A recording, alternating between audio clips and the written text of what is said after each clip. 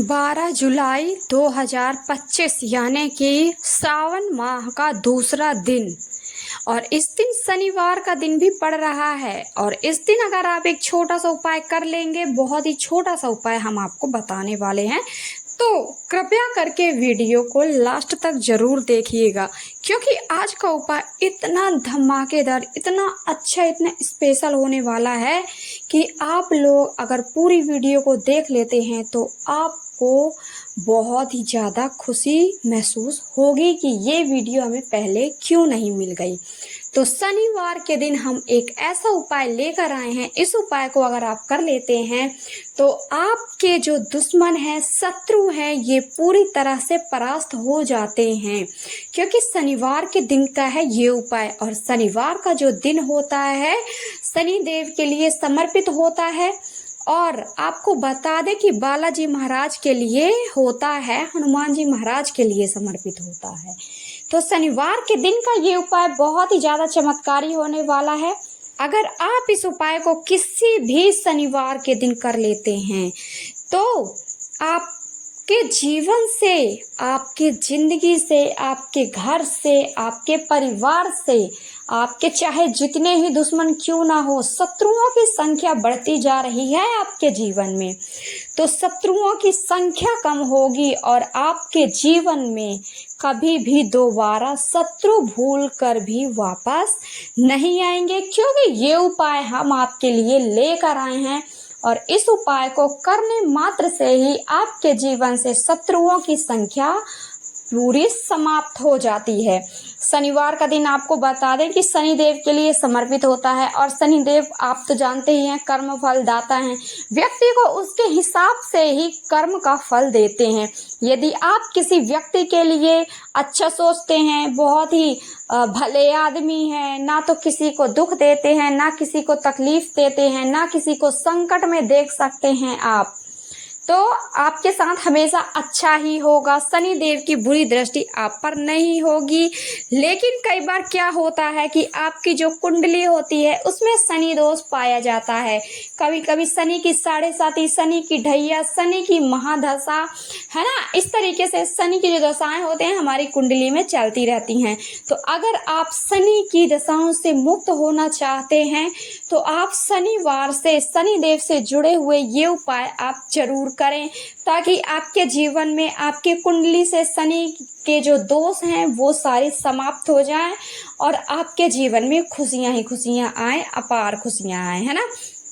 और दूसरी बात क्या होती है, अगर आप किसी भले मनुष्य को, कोई भला व्यक्ति है जो बहुत ही साधारण है, उस व्यक्ति को बेवजह तरीके से आप तकलीफ दे रहे हो, उससे संकट में डाल रहे हो, उसको दुख पहुंचा रहे हो, तो आप अगर दूसरों के लिए बुरा सोचते हो तो शनि देव की कुदृष्टि आप पर पड़ेगी। और आप अगर दूसरों के लिए गड्ढा खोदते हैं तो आप स्वयं अपने गड्ढे पे गिरोगे, क्योंकि जैसा आपका कर्म रहेगा वैसे ही आपको फल मिलेंगे। शनि देव उस कर्म का फल आपको जरूर देते हैं। तो आप ऐसी गलती बिल्कुल भी ना करें, ना तो आप किसी भले आदमी को तकलीफ दीजिए, ना ही जानवरों को तकलीफ दीजिए, और ना ही किसी को बेवजह तरीके से दुख पहुंचाइए। अपने से बड़ों का आदर सम्मान कीजिए, है ना। तो आपको अच्छे कर्म करना है ताकि आपको आपके कर्मों के हिसाब से ही फल मिले। तो आप अपने कुंडली से दोषों को दूर करना चाहते हैं तो आप शनिवार के दिन, किसी भी शनिवार को ये उपाय अगर आप कर सकते हैं, पूरी सच्ची श्रद्धा से, पूरा विश्वास के साथ अगर आप उपाय करते हैं तो आपके जीवन से शत्रु समाप्त हो जाते हैं और आपके जीवन में कभी भी कोई भी तकलीफ नहीं आती है। अगर आप बहुत ही साधारण मनुष्य हैं और कोई भी व्यक्ति आपको दुख दे रहा है, बेवजह तरीके से आपसे शत्रुता मोल ले रहा है, आपसे जलन की भावना रखता है, और जलन की भावना अगर जो व्यक्ति करने लगता है तो जलन की भावना इतनी बढ़ जाती है कि वो शत्रुता पर उतारू हो जाते हैं। तो आपको इस चीज़ का ध्यान देना है कि आपके जीवन में शत्रुओं की संख्या बढ़ने ना पाए। अगर शत्रुओं की संख्या बढ़ जाती है तो आपका जो जीवन है दुखमय होने लगता है, आपके जीवन में दुख आने लगते हैं, क्योंकि शत्रु इतने खतरनाक होते हैं इतने मतलब कि इतने शक्तिशाली होते हैं शत्रु। देखिए कई बार क्या होता है कि शत्रु ऐसे भी होते हैं कि जिन्हें आप जानते हो, पहचानते हो, जो आपके सामने से ही आपको बुरा कहते हैं, आपको नीचा दिखाने की कोशिश करते हैं, है ना। तो आपके सामने से वार करने वाले शत्रुओं के लिए तो आप कुछ ना कुछ कर सकते हो कि ये व्यक्ति मेरा शत्रु है और मेरे जीवन में बहुत ही ज़्यादा दुख तकलीफ़ ला सकता है, तो मैं इनके लिए कुछ ना कुछ करूं। तो ऐसे शत्रुओं के लिए तो आप कर देते हैं, लेकिन कई बार क्या होता है कि शत्रु इतने ज़्यादा खतरनाक हो जाते हैं, जैसे कि गुप्त शत्रु हो गए। गुप्त शत्रु के बारे में आप तो ना तो जानते हो ना पहचानते हो उन्हें, क्योंकि कई बार क्या होता है कि गुप्त शत्रु आपके संख्या में बहुत ही ज़्यादा बढ़ जाते हैं, जिन्हें आप जानते हो ना पहचानते हो। और गुप्त शत्रु इतने खतरनाक होते हैं कि वो आपके लिए कुछ ना कुछ बुरा सोचते ही रहते हैं, हरदम आपको नीचे गिराने की कोशिश में लगे ही रहते हैं। तो आपको ऐसा बिल्कुल भी नहीं होने देना है। आपको बहुत ही छोटा सा उपाय करना है और शनिवार की शाम को आपको ये उपाय करना है। तो करना कैसे है आप ध्यान से सुन लीजिए। देखिए सबसे पहले तो आपको बता दें कि शत्रु मुक्ति का ये उपाय बहुत ही ज़्यादा अचूक होने वाला है। इस उपाय के लिए इस उपाय को कौन कौन कर सकता है, स्त्री हो या पुरुष, कोई भी इस उपाय को कर सकता है। और समय क्या होगा, आपको शाम के समय इस उपाय को करना है, रात के समय आपको करना है। और जब आप ये उपाय करेंगे तो आपके आसपास कोई ना हो, यानी कि कोई उपाय करते समय रोके टोके ना, इस चीज़ का आपको ध्यान देना होगा। क्योंकि क्या होता है, अगर आपको उपाय करते समय कोई रोक दे टोक दे तो आपका जो उपाय है वो कई बार विफल हो जाता है, यानी कि सफल नहीं होता है।